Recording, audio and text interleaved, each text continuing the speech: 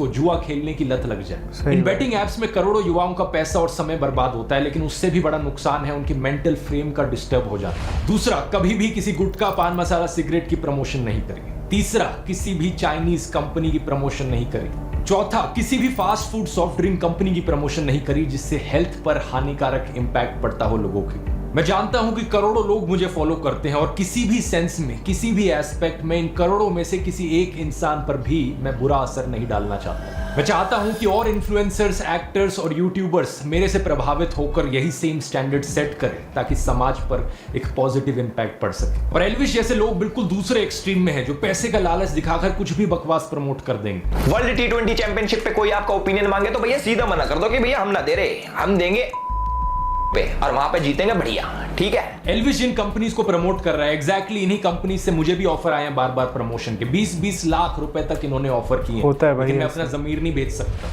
इसी चीज को मैंने डिटेल में इस वाले वीडियो में समझाया है, अगर आपने नहीं देखा है तो इसका लिंक नीचे डिस्क्रिप्शन में। और एल्विश, इसी चीज की बात मैंने अपने YouTube कोर्स में भी करी है। मैंने देखा पिछली बार डिस्काउंट देने के बाद भी तूने कोर्स लिया नहीं, चल ऐसा करते हैं तेरे लिए डिस्काउंट थोड़ा और बढ़ा देते हैं। अब एल्विश 40 की जगह एल्विश 420 कूपन कोड इस्तेमाल कर। इससे 420% ऑफ तो नहीं मिलेगा क्योंकि वो 420 एल्विश 420 42% ऑफ मिलेगा। तो देख ले, अच्छा मौका है। और दोस्तों, अगर आप भी इंटरेस्टेड हो, आपके लिए भी अच्छी अपॉर्चुनिटी है। मैं आपको कुछ रिव्यूज दिखाना चाहूंगा लोगों के जिन्होंने इस कोर्स को अभी तक लिया है, कितना बढ़िया फीडबैक रहा है उनका। मैंने आज ही अपना आपका ये कोर्स फिनिश किया है, बहुत अच्छा लगा। इसमें मैंने काफ़ी चीज़ें सीखी है, जैसे ideas for niche topic. All the aspects which can be there for a YouTuber are there in terms of how to grow, how to earn, what are the stresses, what are the challenges. And the best part was कि इस course में पूरी तरह से आपने अपनी life journey को connect किया है। मतलब जितने भी एग्जांपल्स आपने दिए हैं वो आपके खुद के एग्जांपल्स थे। You are among the best in the business, which is why I decided to learn from a young teacher like you. मुझे नहीं लगता इस कोर्स को खरीदने के बाद मुझे कोई और कोर्स खरीदने की जरूरत पड़ेगी। इस कोर्स से एक चीज मेरे को सीखने को मिला जो मैं काफी सालों से कंफ्यूज था ये सब चीज लेके। फर्स्ट एंड फॉरमोस्ट मेरा नीश, सेकंड कैसे क्या करना, कैसा टाइमिंग। स्पेशली आपका काइंड मास्टर हैक जो उसका, वो मुझे बहुत अच्छा लगा। ये देश का शायद से सबसे पहला इतना डिटेल्ड कोर्स है जो आपको स्टेप बाय स्टेप सिखाता है कि कैसे आप YouTube को अपनी पार्ट टाइम जॉब या फुल टाइम करियर बना सकते हैं। इसमें 0 to 100 सब कुछ सिखाया गया है इस करियर के बारे में, और आपको स्पेसिफिकली 20 अलग अलग नीश के एग्जांपल्स भी बताए गए हैं। ऐसी फील्ड्स जिनमें मुझे लगता है कि एक सक्सेसफुल YouTube चैनल बनाया जा सकता है, लेकिन आज के दिन उन फील्ड्स में कोई YouTube चैनल एग्जिस्ट नहीं करता। तो अगर आप इंटरेस्टेड हैं, इस QR कोड को स्कैन कर सकते हैं या फिर लिंक नीचे डिस्क्रिप्शन में भी मिल जाएगा, और कूपन कोड है एल्विश 420। टॉपिक पर वापस आए तो एल्विश मेरी DW के साथ भी कोई नई कंस्पिरेसी बनाने की कोशिश करता है। DW और ध्रुव राठी का एक कोलैब आता है। जिसको DW के बारे में नहीं पता, तो DW के ऊपर एक वीडियो अपलोड होती है, एक डॉक्यूमेंट्री अपलोड होती है, जिसके अंदर वो दिखाते हैं कि कैसे इंडिया के अंदर हिंदूज मुस्लिम्स को अटैक करते हैं। और जैसे सारी न्यूज पोर्टल्स करते हैं, एक साइड की स्टोरी दिखाते हैं, तो हमारे DW ने भी एक साइड की गाइस। अगर दूसरी साइड देखेगा नहीं तो दिखेगी भी नहीं ना। इसने एक वीडियो का थंबनेल लगाकर ये दिखा दिया कि ये तो सिर्फ मोदी के खिलाफ वीडियोस बनाते हैं। ऐसी 2 थंबनेल लगाकर मैं भी कह सकता हूँ ये देखो DW ने तो सिर्फ मोदी के फेवर में ही वीडियोस बनाए हैं। इसके अंदर एक जर्नलिस्ट है इरफान मेहरा कि DW के लिए काम करता है।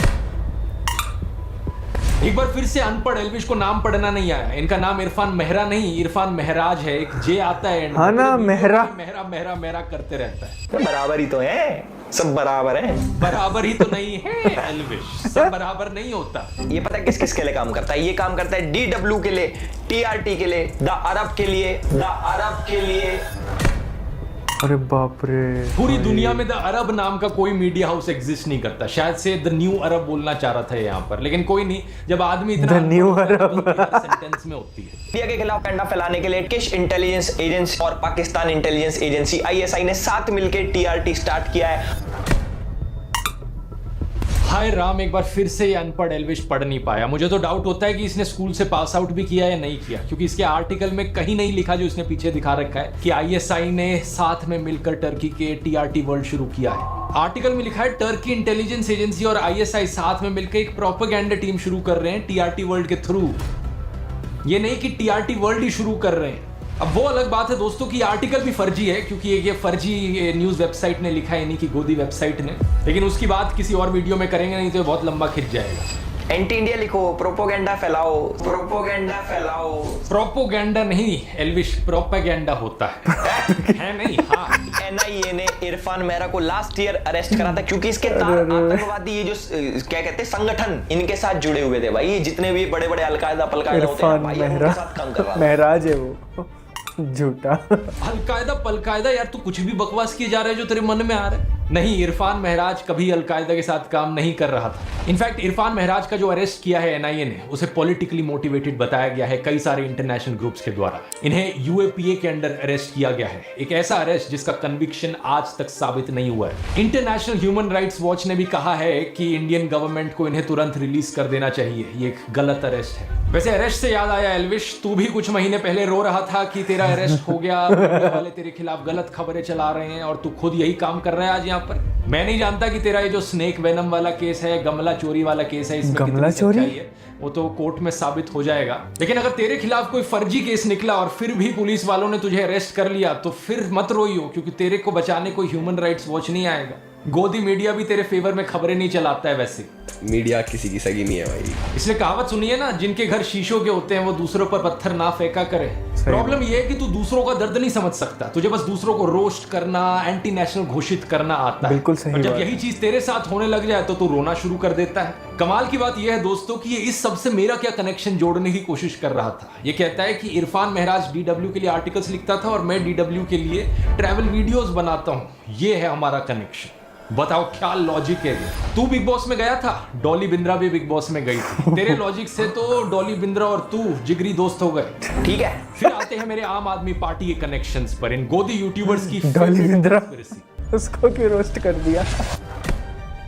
सेक्शन 1। देखो वैसे एक बेवकूफी काउंटर तो इसका भी बनता है। ये बंदा पूरा वीडियो बना रहा है मेरे ऊपर, लेकिन मेरे नाम की स्पेलिंग ढंग से लिखनी नहीं आई इसे। राठी में मैं आई करके नहीं, डबल ई करके लिखता हूँ। 21 दिसंबर न्यूट्रल राठी ने आम आदमी पार्टी के लिए गाना बनाया 5 साल केजरीवाल। 5 साल एल्विश, केजरीवाल। किस एंगल से मैं तुझे सिंगर लगता हूं कि मैं आम आदमी पार्टी के लिए गाना बनाऊंगा, वो भी आज से 10 साल पहले। इस गाने को जरा सर्च करके देख ले यूट्यूब पर डाल के। 5 साल केजरीवाल गाना एक्चुअली में फेमस बॉलीवुड सिंगर विशाल डडलानी ने बनाया है। असलियत में मैंने इस गाने का सिर्फ एक री एडिट बनाया था आउट ऑफ पैशन। इस चीज पर बात मैंने स्टोरी ऑफ माय लाइफ वाले वीडियो में भी करी थी। कैसे 2011-12 में एक ऐसा समय था जब यूपीए सरकार के खिलाफ भ्रष्टाचार के बहुत से इल्जाम लगे थे। उस समय इंडिया अगेंस्ट करप्शन आंदोलन हुआ, जिसमें अन्ना हजारे और अरविंद केजरीवाल ने पार्टिसिपेट किया, और इसी आंदोलन की वजह से मेरा इंटरेस्ट आया पॉलिटिक्स में। कुछ सिनिकल लोगों ने कहा कि आंदोलन तो कोई भी कर ले, अगर हिम्मत है तो लोग पॉलिटिक्स में क्यों नहीं आते। इसके बाद आम आदमी पार्टी बनी। दिल्ली के लोगों को भी नई पार्टी से उम्मीद दिखी और इसी रीजन से फरवरी 2015 की इलेक्शंस में उन्हें 70 में से 67 सीट्स मिली।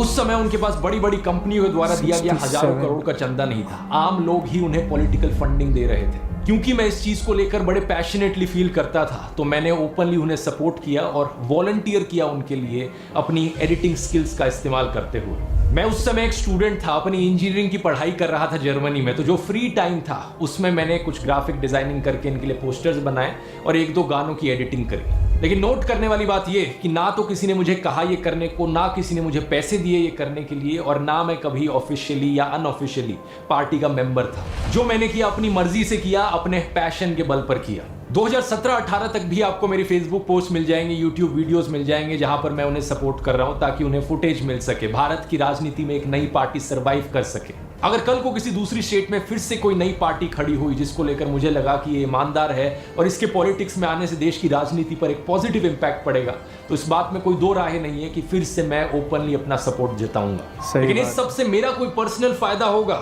या मेरा कोई पर्सनल फायदा हुआ आम आदमी पार्टी को सपोर्ट करने से? रत्ती भर भी नहीं। कई लोगों ने अफवाह फैलाई कि मेरा कोई रिलेटिव आम आदमी पार्टी में है, ये चीज सरासर झूठ है। मैं ना किसी पॉलिटिकल पार्टी का मेंबर था, ना कभी किसी पॉलिटिकल पार्टी से पैसे लिए, और ना ही मेरी फैमिली में कोई किसी भी पॉलिटिकल पार्टी का मेंबर है। अब एल्विश तू चाहे तो तुझे एफिडेविट पर लिख कर दे देता हूं, वो अलग बात है कि तुझे एफिडेविट पढ़ना नहीं आएगा। वैसे अगर आम आदमी पार्टी से पैसे मिल रहे होते मुझे तो खुद ही सोच कर देखो दोस्तों, क्या वो पार्टी एक्सपेक्ट नहीं करती कि जिस तरीके से गोदी इन्फ्लुएंसर्स नरेंद्र मोदी की चरण वंदना करते हैं, मैं भी इसी तरीके से रोज ट्विटर पर अरविंद केजरीवाल के गुणगान करूं। मैं भी कहूं कि केजरीवाल जी जैसे आप एनर्जी से बात करते हैं, काश उसकी 1% एनर्जी से मैं भी बात कर पाऊं। कि 1% एनर्जी से अगर हम बात कर पाए। अरे फिर से रोस्ट कर दिया रे। अरविंद केजरीवाल को मैं दिल्ली का पापा कहने लग जाऊं। Just to say father of the country is an analogy like a fatherly figure. कहूं कि ताल ठोक कर हमारे दिल्ली सीएम को डिफेंड करूंगा। सुनिए, ताल ठोक कर करूंगी करूंगी देश के प्रधानमंत्री को डिफेंड। अर्नब की तरह वीडियो में पूछने लग जाऊं, केजरीवाल नहीं तो और कौन? Modi versus who, Modi versus who, Modi versus who. और अपने ट्विटर यूजर नेम पर लिख लूं केजरीवाल का परिवार और आम आदमी पार्टी के लिए वोट की अपील करूं। लेकिन इतने सालों में दोस्तों, क्या आपने मुझे ऐसा कुछ भी कहते हुए सुना? एल्विश तो बीजेपी नेता स्मृति ईरानी के साथ फोटो पोस्ट करते हुए लिखता है कि वो एनर्जी से भरी हुई है, ह्यूमरस माइंड वाली है। ये प्रधानमंत्री मोदी के बारे में लिखता है कि वो राम भक्त, राष्ट्र भक्त मोदी है। इस ट्वीट में एक बार फिर से चरण वंदना करी है मोदी की। लोग मेरे को बोलते थे बीजेपी का दल्ला है, लेकिन एल्विश के हिसाब से मुझे पैसे मिलते हैं और इसकी चाटुकारिता के लिए बीजेपी इसे कोई पैसे नहीं देती। आगे ये कहता है कि मेरी ऑडियंस पाकिस्तानी है, क्योंकि 50% जनता इनकी पाकिस्तान से आती है, जो हमारे देश में मेरे हिसाब से कुछ असर नहीं डालती। 50% जनता पाकिस्तान से आती है, मतलब कुछ भी बोल देगा जो मन में आता है। बोलने को मैं भी बोल दूं, तेरा पूरा खानदान पाकिस्तान से आता है, लेकिन इससे बात सच तो नहीं हो जाएगी ना। ये देख ले मेरी ऑडियंस स्टैटिस्टिक्स, 80% से ज्यादा जनता इंडिया से है और बाकी 20% में से भी कम 10% वो इंडियंस है जो इंडिया के बाहर रहते हैं। फिर एल्विश कहता है कि मैंने औरंगजेब को सेक्युलर राजा कहा। इसके हिसाब से औरंगजेब जो था वो सेक्युलर था। लेकिन क्या इन सब चीजों का मतलब ये हुआ कि औरंगजेब एक सेक्युलर राजा था जो सभी धर्मों को एक बराबर देखता था? नहीं।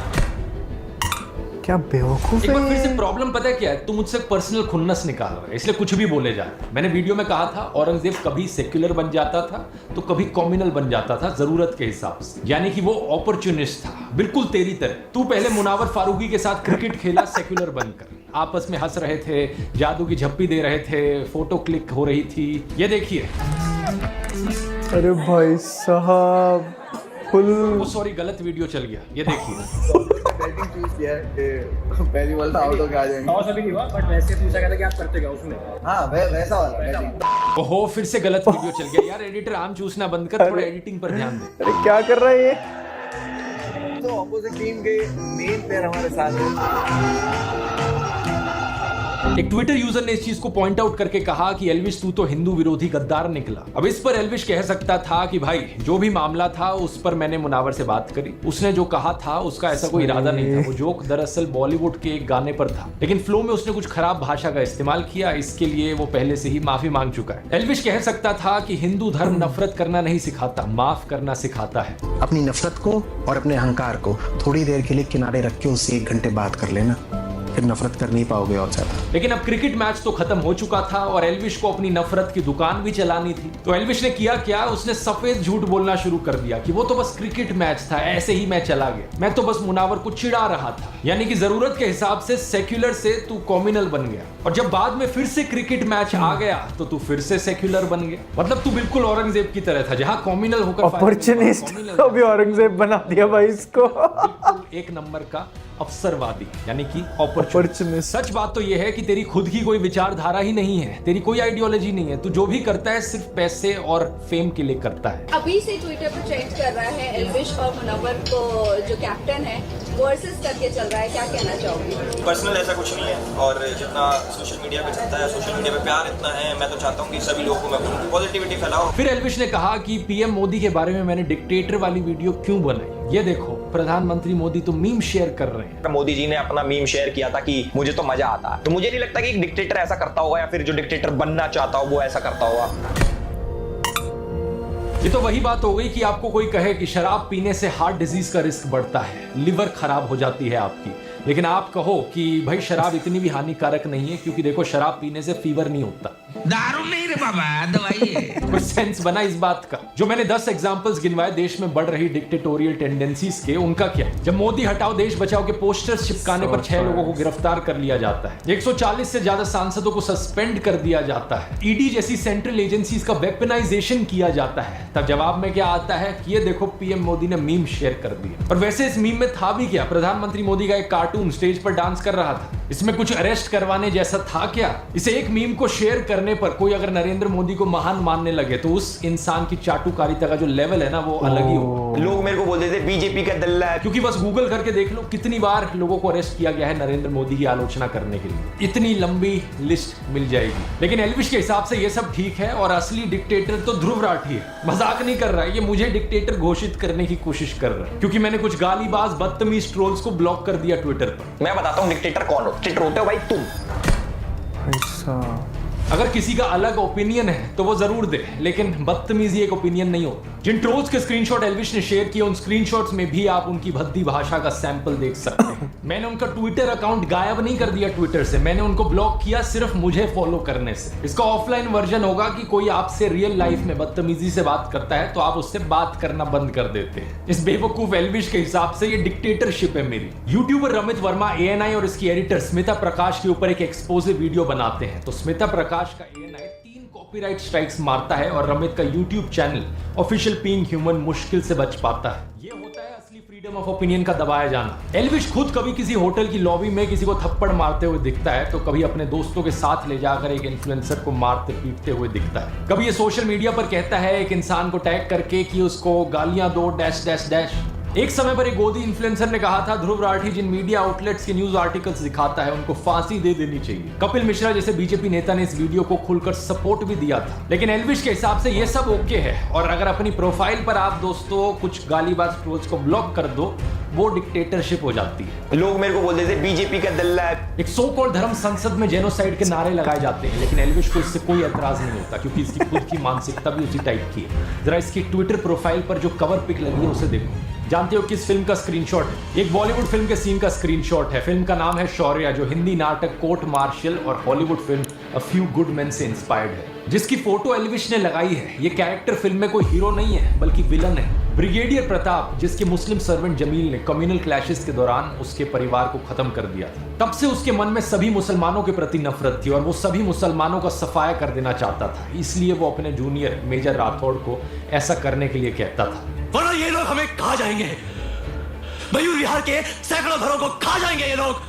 फिल्म के आखिर में जब ये रिवील होता है तो इंडियन आर्मी ब्रिगेडियर प्रताप को ड्यूटी से रिलीव कर देती है, केस चलाने का ऑर्डर देती है और गिरफ्तार कर लेती है। तो बेसिकली ये फिल्म हमारी इंडियन आर्मी के ऑनर और प्रिंसिपल्स को दिखाती है कि जो भी ऑफिसर आर्मी के प्रिंसिपल्स पर कलंक लगाता है उसे टॉलरेट नहीं किया जाएगा। जैसे कि 2018 का न्यूज आर्टिकल देखिए, बीजेपी नेता और उस समय के असम के मुख्यमंत्री सर्बानंद सोनोवाल ने एक जनरल कोर्ट मार्शल वर्डिक्ट को वेलकम किया, जिसमें कि एक मेजर जनरल सहित 7 आर्मी पर्सनल्स को 1994 फेक एनकाउंटर के लिए लाइफ इंप्रिजनमेंट की सजा सुनाई गई। उन्होंने कहा कि इससे लोगों का जुडिशरी और आर्मी में विश्वास मजबूत होगा। हमारी इंडियन आर्मी का मोटो है दोस्तों, सेवा परमो धर्म। लेकिन इस बेवकूफ एल्विश की आर्मी इंडियन आर्मी की ऑनर, एथिक्स और प्रिंसिपल्स को कहां समझेगी?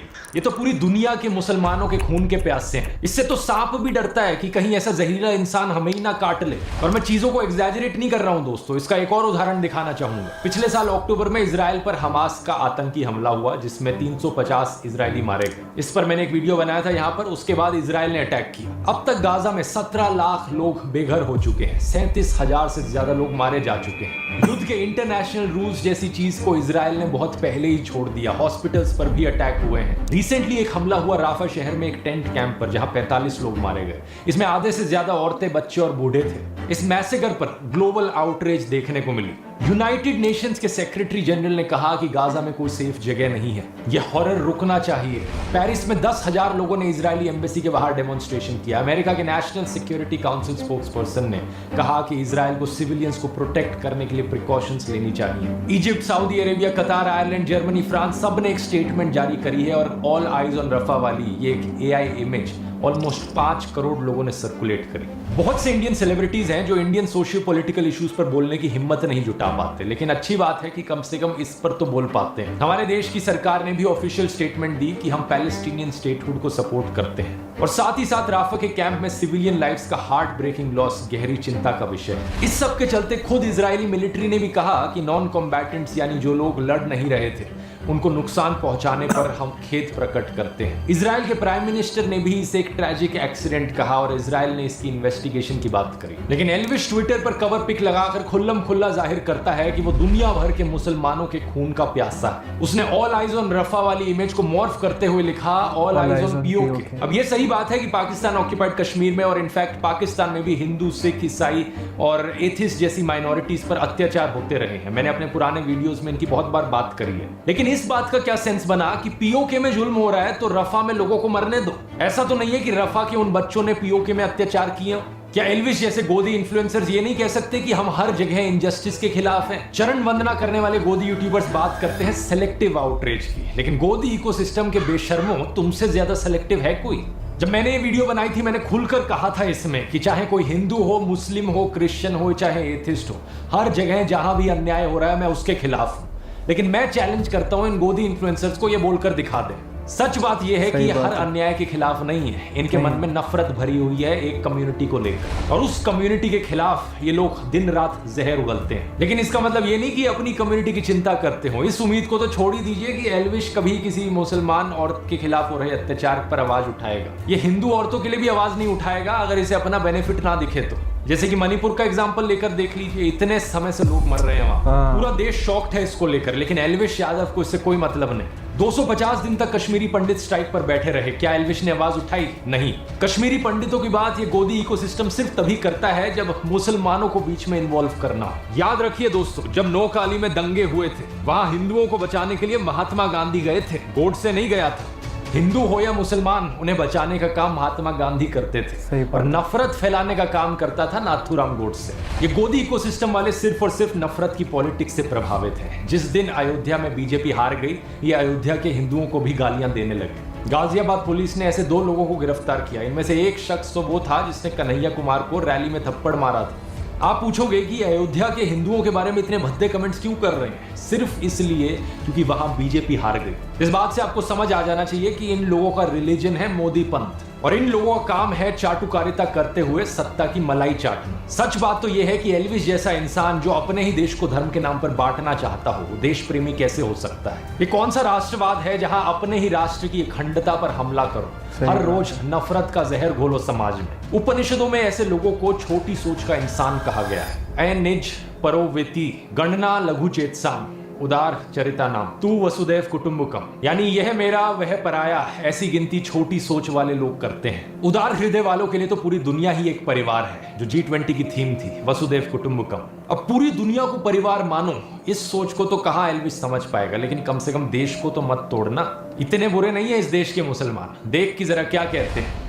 नरेंद्र मोदी जी कहते हैं ना कि भाई मुसलमान आ जाएंगे तो ये हो जाएगा। मैं कहता हूँ एक भी मुसलमान को आप नौकरी मत दो, आप देश के तमाम हिंदुओं को नौकरी दो, हम लोग ठेली लगा लेंगे, ठीक है ना? आप मेरे तमाम हिंदू भाइयों को नौकरी दो, लेकिन दो तो सही। हमारा भी कर्तव्य है मुसलमानों का, सिख का, ईसाई का, कि अपने भाई को खतरे से बाहर निकाले।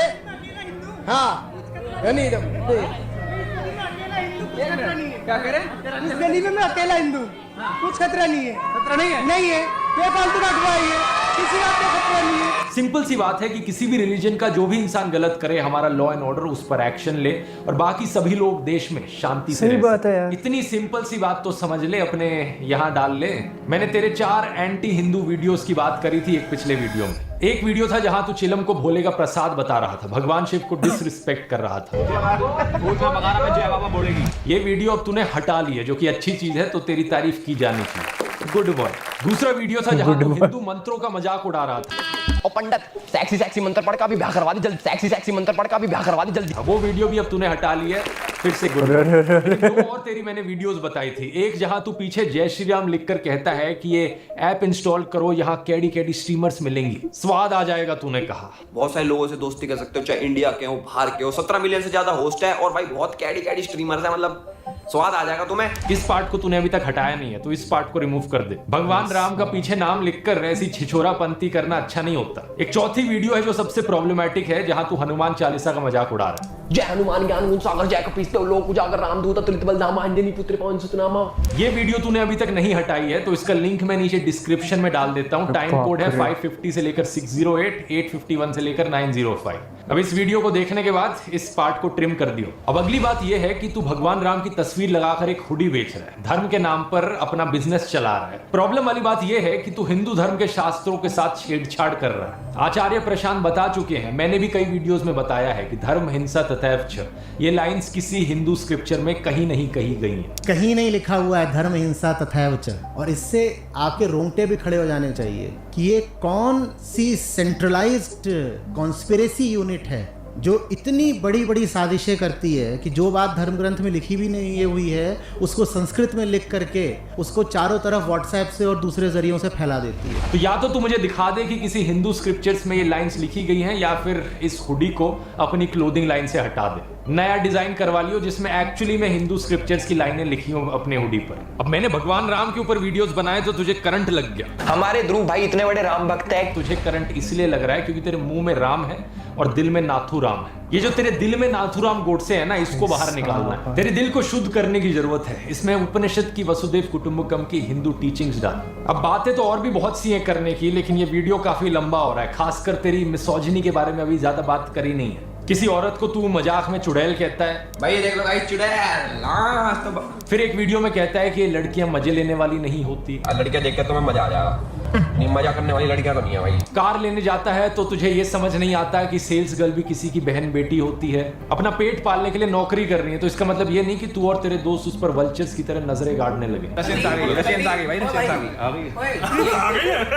कम से कम आंटी से ही शर्मा लेता। कहता है कि माँ ये कटारिया तो रशियन से चिपट गया। आज तो फुल अयासी करिए, कटारे रशियन के चिपट रहा हूँ। कभी सोचा कि आंटी इतना ऑकवर्ड महसूस कर रही हैं? ओवरऑल ये जो वीडियो है इसमें बहुत कुछ सोक इन करने के लिए होगा तेरे लिए। तू ज्यादा कंफ्यूज ना हो जाए, इसलिए क्लियर कट सिंपल भाषा में 10 टास्क तेरे को देना चाहूंगा। ये 10 चीजें कर ले ताकि तू अपने फॉलोअर्स को सुधार सके और हम साथ में मिलकर समाज को और देश को सुधार सही बात है भाई। नंबर 1, नफरत फैलाना और देश को तोड़ना बंद कर। इस नरसंहार समर्थक कैरेक्टर की कवर पिक को हटा दे अपनी ट्विटर प्रोफाइल से और स्वामी विवेकानंद या डॉक्टर अब्दुल कलाम जैसे किसी संत रूपी इंसान की तस्वीर लगा। फिर ट्वीट कर भारतीय एकता जिंदाबाद, तब जाकर फिर खुद को राष्ट्रवादी कहना। नंबर 2, जनता की, देश के यूथ की आवाज तू उठाए। ये तुझसे एक्सपेक्ट कर नहीं सकता, शायद तेरे लिए ज्यादा हो जाएगा तो कोई बात नहीं, लेकिन बेटिंग एप्स को प्रमोट करना बंद कर दो। ये सारी घटिया एप्स देश के यूथ को गलत दिशा में ले जा रही है। अगर तुझे स्पॉन्सर चाहिए एक बार मुझे पर्सनल मैसेज कर दियो, मैं तुझे स्पॉन्सर्स लाके दूंगा।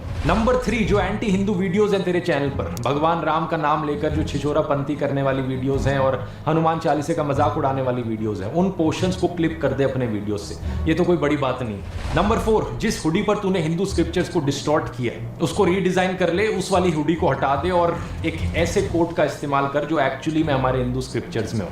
नंबर 5, एक ये तेरी वीडियो है होली पर भांग पीकर सेट हो गए, उस वीडियो को हटा दे। अगर तुझे नशा करना है तो तू कर ले, तेरी मर्जी है, लेकिन देश के यूथ को इस गलत डायरेक्शन में मत लेकर। सही बात है। नंबर 6, जिस वीडियो में तू और तेरे दोस्त उस सेल्स गर्ल के बारे में नॉनसेंस बात कर रहे हैं वो घिनौना वीडियो हट जाना चाहिए। ये फ्रीडम ऑफ एक्सप्रेशन नहीं होता जहां किसी छिचोरे एक्सप्रेशन के साथ तुम किसी लड़की की डिग्निटी पर अटैक करने लगो। नंबर 7, क्लास 7 की मैथ्स की टेक्स्ट बुक उठा और उसमें परसेंटेज का जो चैप्टर है एक बार उसे रिवाइज कर ले। भाई खुद क्या दिखा रहे हो तुम? खुद बहुत सच चीजें दिखा रहे हो। तुम गोल्ड का रेट जो वर्ल्ड लेवल पे होता है अब हमारी सरकार के हाथ में थोड़ी है। गूगल कर कि गोल्ड का रेट कैसे डिसाइड होता है, इससे तुझे समझ में आएगा कि गोल्ड का भाव डिसाइड होने में सरकार का क्या रोल होता है। ये वाला आर्टिकल सामने आएगा, इसको एक बार पढ़ लियो, क्योंकि देख बेवकूफ होना कोई बड़ी बात नहीं होती। प्रॉब्लम तब होती है अगर किसी इंसान को उसकी बेवकूफी का एहसास ही ना हो। नंबर 8, मैंने देखा कि तूने गालियां देनी कम कर दी हैं। जो वीडियो तूने मेरे ऊपर बनाया था उसमें एक भी गाली नहीं थी। बहुत ही अच्छी बात है, गुड बॉय।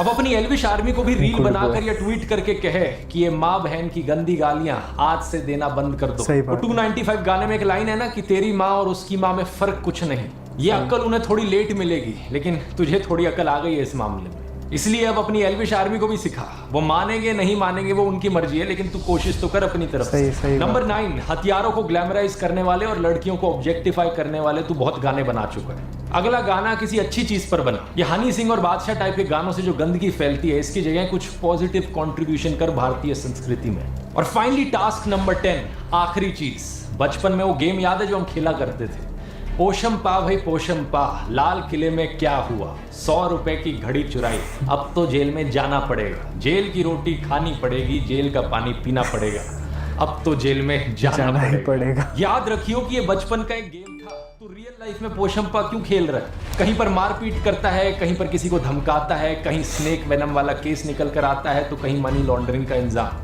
इस सब से मन नहीं भरा क्या? मैंने पिछले वीडियो में बताया था लोगों के बारे में इतनी उठपटांग चीजें कहेगा तो किसी दिन क्रिमिनल डिफेमेशन का केस भी लग जाएगा तेरे ऊपर। नफरत फैलाएगा तो किसी दिन 153A का केस भी लग जाएगा, डिस्टर्बिंग कम्युनल हार्मनी। एक बार तो तूने किसी को कार से टक्कर ही मार दी थी, वो इंसान बच गया, थैंकफुली शुक्र। किसी ना किसी दिन ये पोशंपा के इस गेम में तू सही में जेल की रोटी खाने लगेगा। इसलिए कह रहा हूँ सुधर जा, अभी भी टाइम है। उम्मीद करता हूँ ये नहीं counter सुधरेगा के लिए तो काफी खत्म रहा है होगा। भाई। अभी भी मन ना भरा हो काउंटर से तो मुझे बता दियो। और दोस्तों मैं उम्मीद करता हूँ ये काउंटर इन सभी गोदी यूट्यूबर्स जिंदगी में कभी ध्रुव राठी से पंगा नहीं लेगा उम्मीद है अभी। बाकी गोदी यूट्यूबर्स को भी एक सीख मिलेगी इस वीडियो से। तब तक तो गाइस ये था हमारा रिएक्शन।